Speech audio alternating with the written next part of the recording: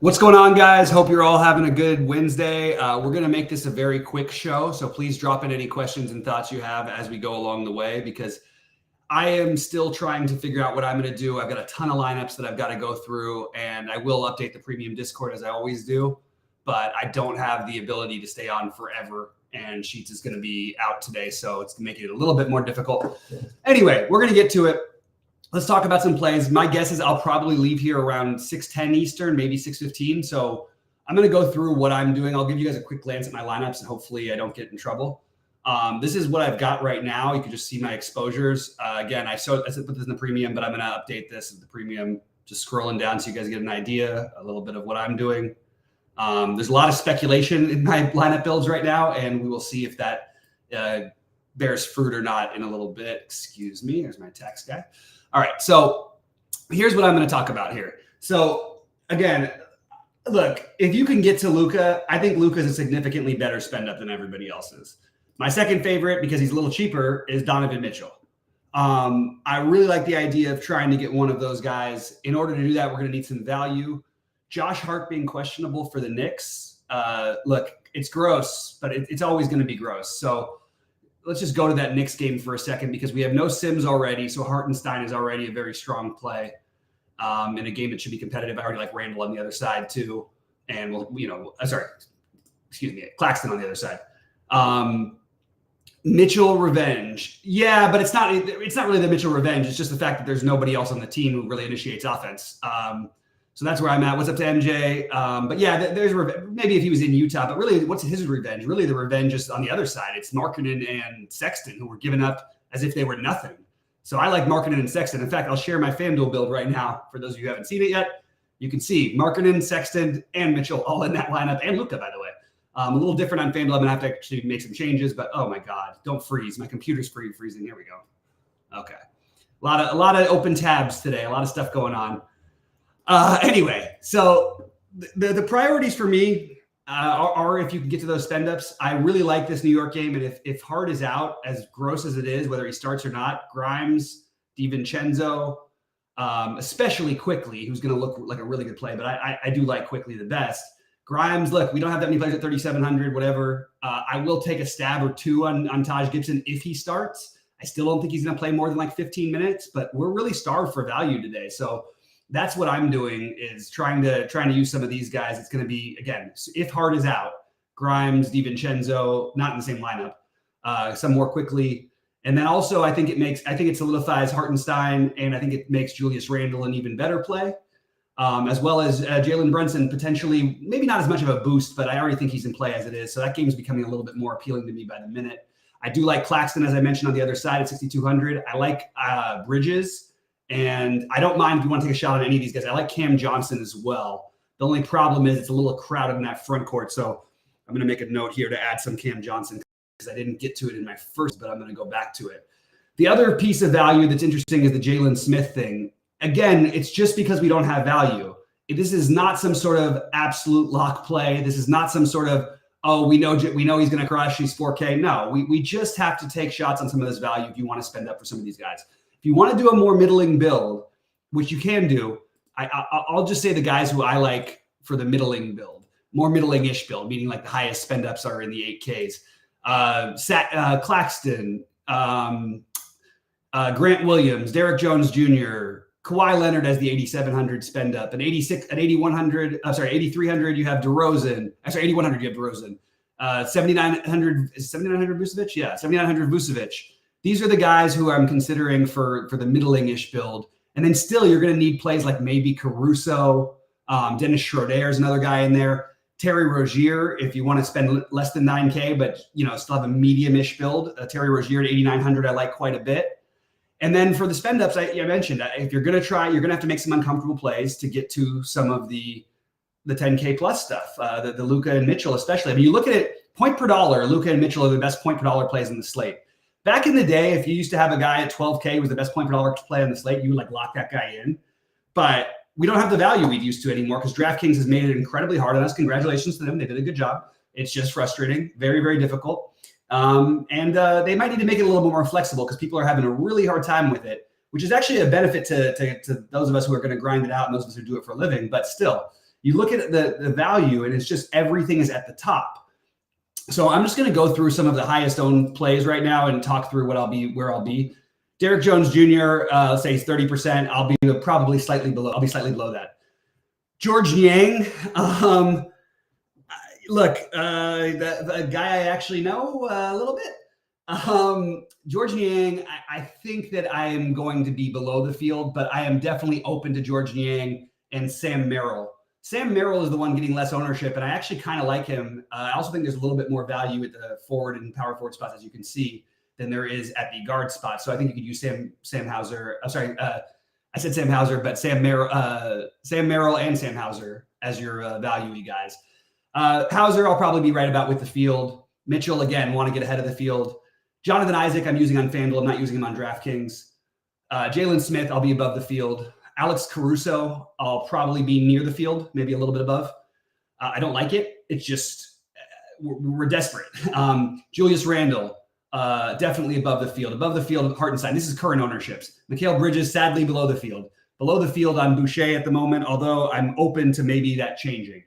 Again, get your questions in because I'm only going to be here for another 10 minutes or so. And I'm just going through the owned guys because I mentioned the plays that I like. LeVert is another one. I'm probably going to be slightly below the field, but I'm definitely open to getting a little bit of exposure as it's harder to get to Mitchell on DraftKings than it is on FanDuel. Jabari Smith, if Tari Eason's out, I'll be above the field. If not, I'll be below the field and I'll play Tari Eason. I'll probably be below the field on Brooks, above the field on Drummond, above the field on Hield. If Eason plays, I'll be above that number. Malachi Flynn, I'll be below, but I don't mind it because you're desperate for value to spend up because these spend ups are worth it. I believe tonight. Kobe White, I didn't get to much, but I have no problem if you did. I got some more of the Vooch and DeRozan, but man, Kobe White's been balling out. Maybe the right thing is to do just play Kobe White. I don't know where I'm going to end up on him just yet. Below the field on Horton Tucker. Below the field on DraftKings on Nick Richards right now, but I don't mind it. I just prefer Nick Claxton.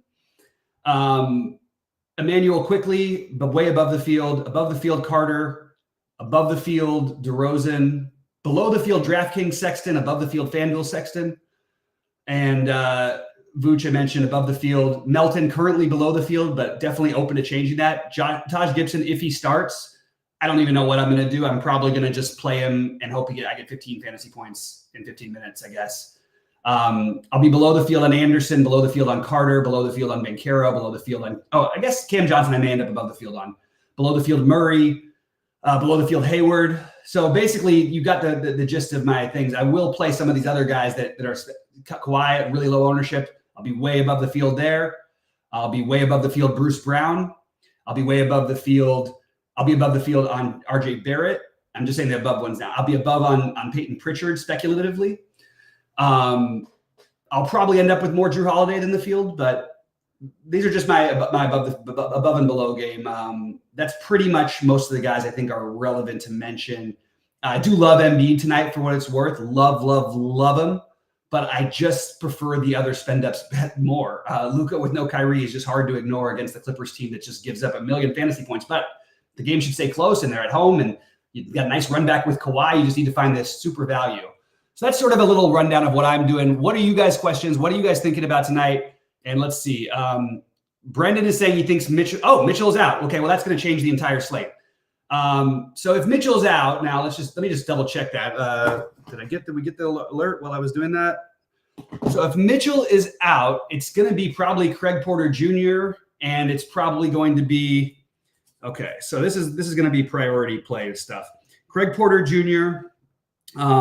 Obviously, again, he's thinner maybe, but I mean, not thinner. I guess he's still totally fine. But I think we're going to go with, and now Niang gets a boost too. Oh my God. So Cleveland in a good matchup is actually where you want to go. So I'm going to probably say Cleveland minimum 2, likely you get to 3 or 4. LeVert. So in order of favorites, it's probably going to turn into, let's see what the price on, where is my man, Craig Porter Jr.?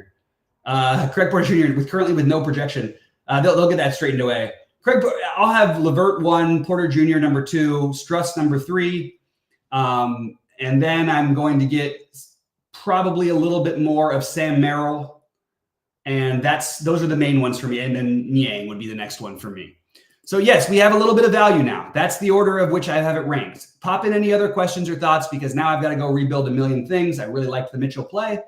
And now I like the rest of the team. And now you hope the game stays close, which means we want to look at the other side and what we can get. Again, Sexton now is going to get a boost for me, as is Horton Tucker, as is Walker Kessler. I think this game becomes very, very stackable. And I think that's what you start with is Utah and Cleveland.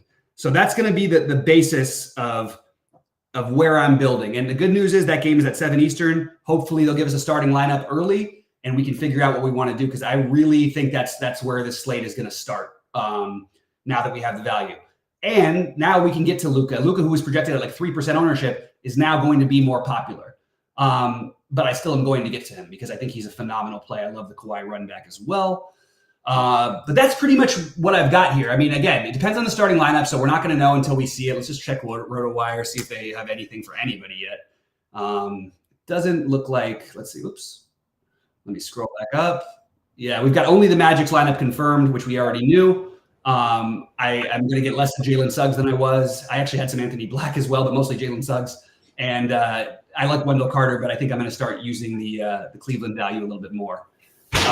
I don't think that Jared Allen certainly does not get a boost from Mitchell being out, but he was a fine play anyway. Oh, Sheets, what's up, man? Yeah, I just texted you. I was going to hop on, and I was going to ask you if we have any news on Donovan Mitchell, and I guess we haven't, huh? We do. He's out, yes. All right, and is that 7 o'clock?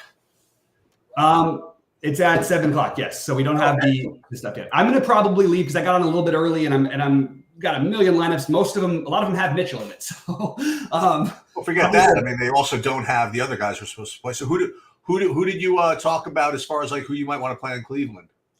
So my order rank for Cleveland, without knowing the starting lineup, assuming that we get the starting lineup later, I would go LeVert number 1, number 2. I would go Craig Porter Jr. Maybe even if he doesn't start. Number 3 or 2A would be Max Struss. Yeah.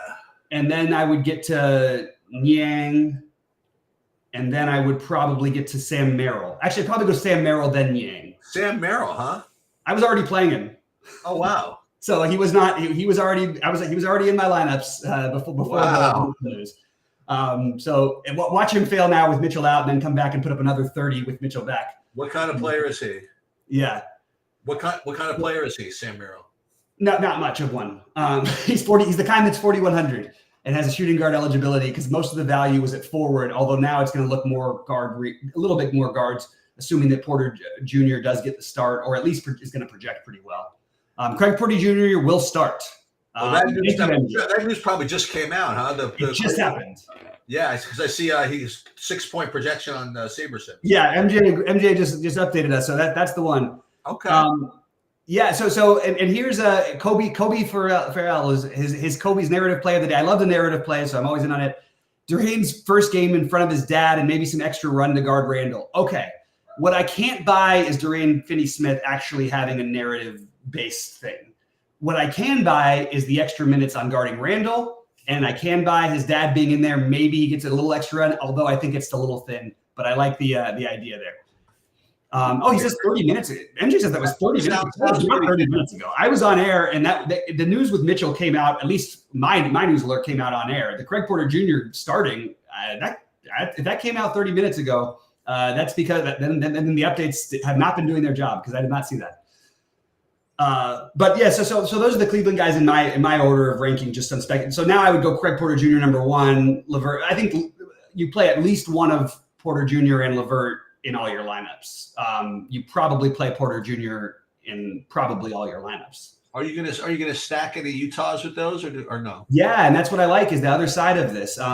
You've got some really easy run backs with narratives too. We got the Markkanen and Sexton going back to Cleveland. I'm in on that. Yeah, my first build on FanDuel was Mitchell with Mitchell and Struss with Markkanen and Sexton, and now I'm going to get all over the place with it. Who else is questionable that we don't know about? Right? What about Caruso? He's probable. He's probably supposed to be playing. I mean, probable. Okay, I'm way down the priority list. Jalen Smith. Jalen Smith is going to fall down the priority list now that we have this, but I'm still going to play some of him. He's available. No, I'm just looking at these Q tags on my board here. Jalen Smith, Tari Eason. That's a legitimate questionable, and that's a boost to Jabari Smith and to a play that was going to seem okay, but now might be a little fringy. If and he's questionable too, but Deshaun Tate. But Amen Thompson's also questionable, so we really won't know that one till probably 7:45. What do you make anything? Again, I'm just catching up, so I'm sorry I'm behind. No problem. What are you making of the Knicks at all with Sims going to be out?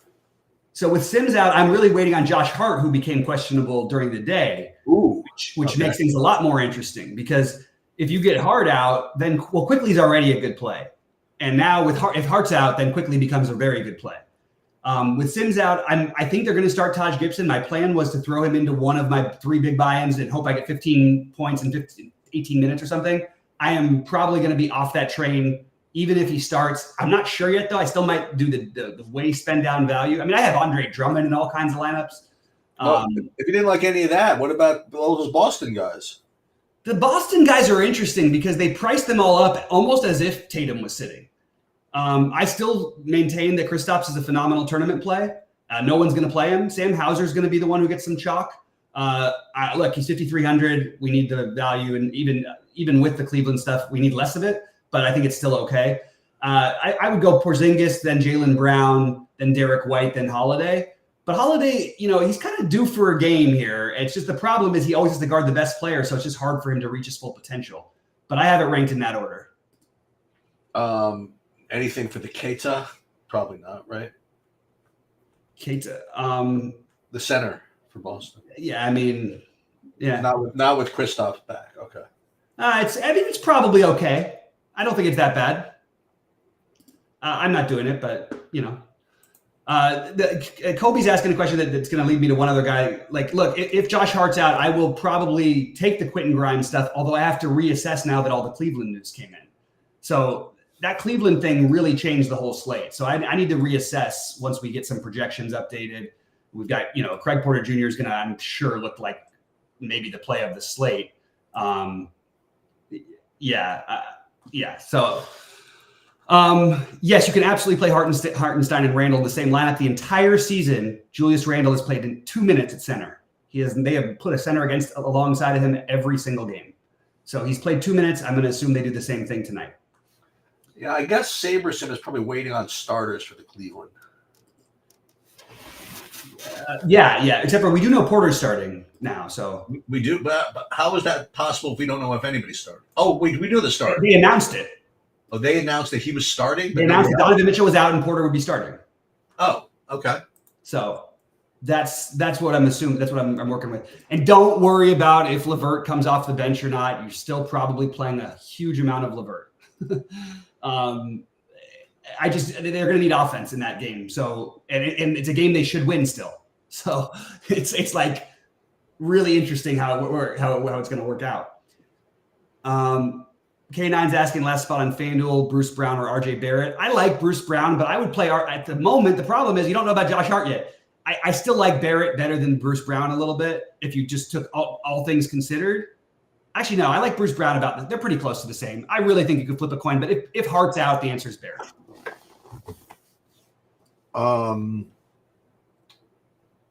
What is Derek White's price? 7,800. Oh God. Yeah, after coming off of a 40-minute, 60 or 50-something fantasy point game. Yeah, I don't know. Yeah, I just like that. That's why, look, the Porzingis thing I think makes the most sense of the spend ups there, along with Jaylen Brown. Yeah, he's fresh and all that, huh? Yeah, he's fresh. The pace of this game is going to be tough, and if you do think that look, your initial bet would have been awesome now because I think that they're going to be obviously. Yeah, but no, but even speculatively, it was probably the right thing to do. Yeah, it's going to be weird, man. I think that there's a chance Peyton Pritchard plays a lot more than people think in this one. I guess that's the way I would. So he would be something. Yeah, Brendan, 3 Cavs I think is a totally sweet number. That's where I'm going to probably end up on Cavs. Probably 3 or 4, and it is going to be my number for Cavs. I'm going to have definitely some 2. I have a minimum 2 rule. But I'm definitely okay to get a little bit. Wendell Carter Jr. will have his minutes monitored Wednesday per Coach Mosley. Just like the John Morant monitored minutes. Yeah, we're monitoring the 40th minute, I think. Mm-hmm. Well, he played 40. Yeah, but we monitored every one of them. Yeah, we were monitoring him. All right, I'm on the 4-minute countdown because Merrill. Let me see. We're alive. This is this. Struce. Miami. Porter. Yeah, I guess I'll wait until like 6:30. Then I'll just see what happens with the projection. Yeah, I mean, I gotta wait for the projections to update a little bit before I can do anything. But I can do all this at 6:30. Here we go. So Craig Porter Jr. The first. You want to hear what his SaberSim projection is? This is not an exaggeration. Oh, I see it. Oh, Jesus Christ. It's gonna twinkle down, but that is not necessarily out of the realm of possibility. Yeah, for those of you that don't know what I'm looking at here, they're giving him a 40-point projection at 4,400. Yeah, it's going to be hard not to keep him.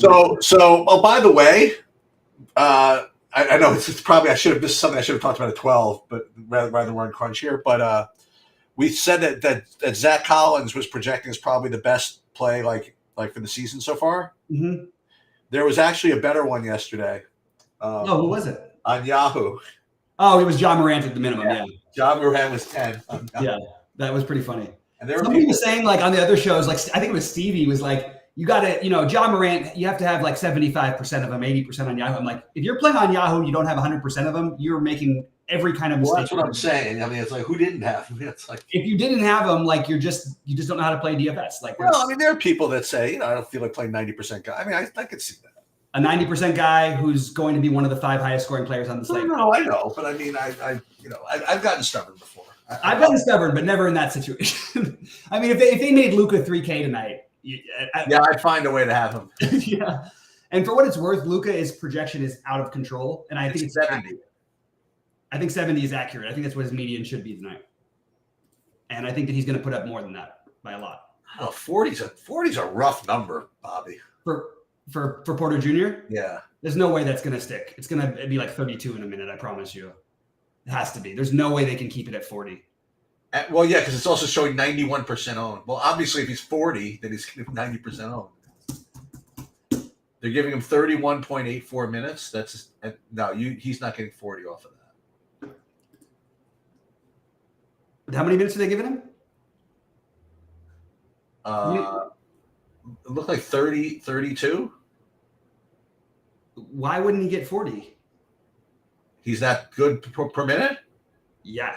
And he's been only playing with Mitchell and Garland. And he's still been putting up like 31, 30. They're projecting for 19 real life points. 25. Yeah, I think 19 is probably, that could be light actually. Now, of course, there's a path, right? Like an ankle sprain.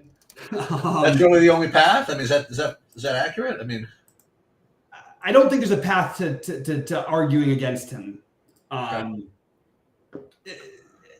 on this slate. Look, if we had other value to compare with it, it's not like there's anybody else who's even in the same ballpark. You know what I mean? Porter Jr. on Roto Grinders, they have him 26 minutes and 32 fantasy points. That to me seems a little more reasonable. I thought 32 seems like the right number for fantasy points.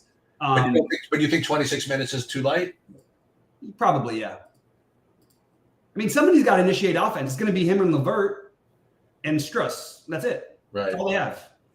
They don't have one other guy who can actually initiate any form of offense. I'll give you a couple of others. I'll give you a couple of other projections here. Okay. They're going to lower his on SaberSim. That's what they do. They always overdo it and then they underdo it. No, maybe they like that one. Maybe. Oh, is that you? Is that true? Let me see. Hasn't happened yet, but it always seems to happen. Let me see. So yeah, as we expect, LeVert, Sam Merrill, and Craig Porter Jr. are all in the top 8 of. Yeah, another site's got him at 32 as well, with 29 minutes. That's the most. If it was my guess, I would think his median would be somewhere in the 32 to 36. Yeah, I might end up using that.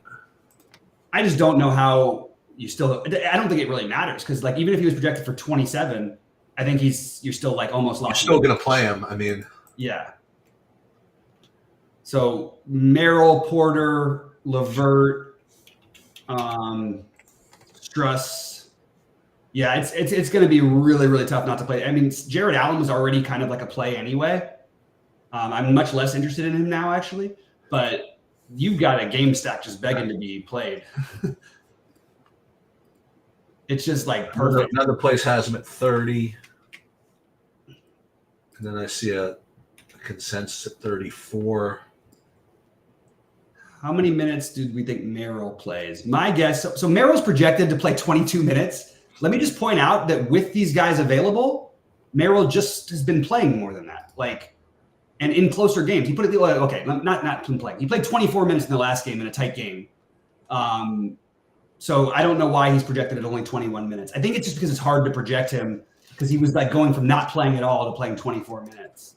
So how old do you think Porter's going to be in like the lottery? 90%. Think so? Yeah, maybe because it's the lottery, 85. I don't know, somewhere in that range. Cleveland lineup is out. So tell us what it is. It's out. Congratulations. Yeah, exactly. That's not what it is. It's not good for me to go looking through a million different things. All right. So it's Porter, Struss, Okoro, Wade, Allen. Exactly what you'd expect. Great news for playing LeVert because it'll keep LeVert's ownership from 90% to like 40%. You know, one ownership projection I have for Porter is 94.5%. Yeah. Another one is 32. That's just not updated. That's not updated. Look, y'all can try and get your. That's cool, K9. I was just messing with you. You guys can try to fade Greg Porter Jr. I really don't know what you're doing if you are trying to fade him though, because basically we've been desperate trying to figure out a lineup all day long, trying to figure out lineups that make sense, and finally now we have a way to make it happen. I guess if you fade him, the answer to fading him is play Struss and LeVert and Merrill. If you're going to fade him, that's it. That's the only route I can see.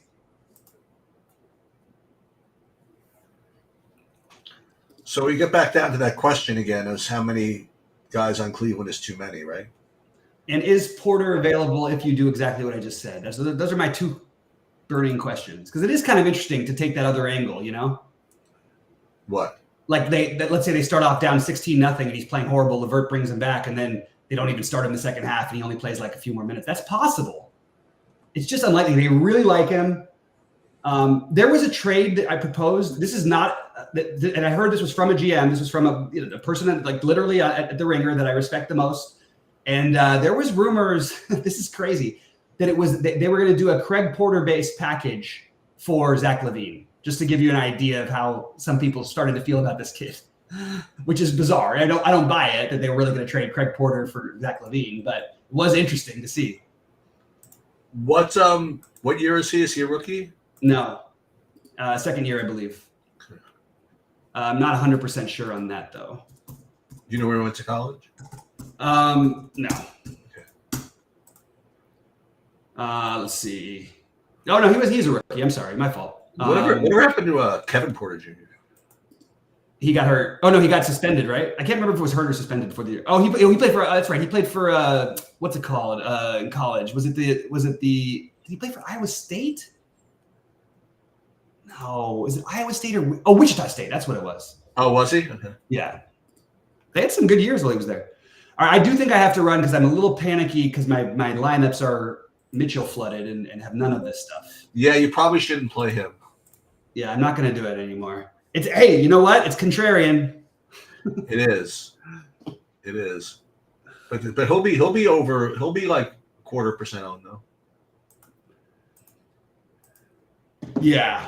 There'll be people that have him. Yeah, it is suspended. USC is where they're saying Craig Porter Jr. I thought Craig Porter Jr. went to Wichita State. What am I missing? Did he transfer? Maybe he transferred. I really thought he played for Wichita State. Huh. All right, I'm going to run in a minute. Yeah, I'm gonna go as well. I'm gonna Kevin update. Porter Jr., I'm gonna update the projections within, just so you guys know, within the next 10 minutes. Okay. And bless you. And I think we should be in good shape here. Yeah. And for what it's worth, Craig Porter Jr.'s projection is coming down on FanDuel. On DraftKings. I'm sorry, on Saberson. Okay. Down to 37, probably going to go down a little further. Yeah, Scott, I think that makes plenty of sense. Jaylen Brown is fine, but like you're coming off 42 minutes in an overtime game on a back-to-back against one of the fastest teams in the NBA. There is a chance that just turns into a total bust. But yeah, I do have Jaylen Brown, but I don't think most of your lineups. I don't think you need to prioritize like that on a 10-game slate. There's a million great spend ups. Like even if he has a great game and scores 50, there's plenty of guys who are 8K going to score 50. Terry Rozier is going to get like 60. Yeah, his projection went down to 30. What, 37 there now? It's 37, but I bet you it drops a little bit more.